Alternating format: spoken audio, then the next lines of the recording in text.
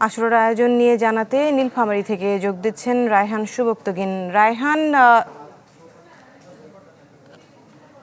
রায়হান জানাবেন কি কি আয়োজন চলছে আশুরাকে ঘিরে?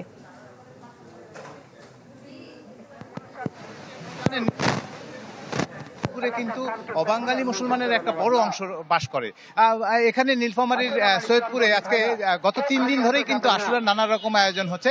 আশুরা মানে দশম মহরম মাসের 10 তারিখে এই আশুরা পালন হয়, কিন্তু 7 দিন আগে নীলফামারী সৈয়দপুরে যে বিভিন্ন জায়গায় যে ইমামবাড়াগুলো রয়েছে, নীলফামারীতে সৈয়দপুরে প্রায় 42টি ইমামবাড়া রয়েছে। সেখানে কিন্তু এই যে শিয়া এবং সুন্নি উভয় প্রকারের মুসলিমরাই কিন্তু এসে প্রথমে তাজিয়া বসিয়েছে, স্থাপন করবা তাজিয়া স্থাপনের পরেই 3 দিন পরে, এই 3 দিন ধরে যাদের বিভিন্ন রকমের মানত ছিল তারা পাইক সেজেছে।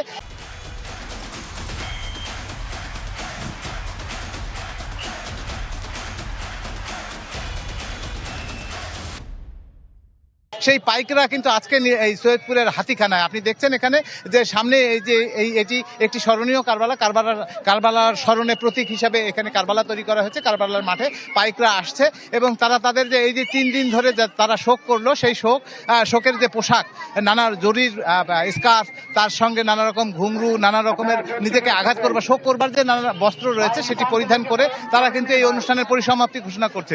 আপনি জানেন দৃষ্টি যে এই অনুষ্ঠানটাকে কেন্দ্র করে কিন্তু পুরো সৈয়দপুরে এক ধরনের শোক। এখানকার মানুষকে আমি আজকে দেখেছি যে যাদের মানত রয়েছে নানা রকমের সিন্নিরা বাড়ি থেকে রান্না করে নিয়ে এসেছে, তারা এখানকার মানুষকে খাওয়াচ্ছে। পার্শ্ববর্তী এলাকাগুলোতে কিন্তু এই জনগোষ্ঠীর এখানে মিলন কেন্দ্র হয়ে উঠেছে এবং এটাকে কেন্দ্র করে একটা মেলা তরিত হয়েছে।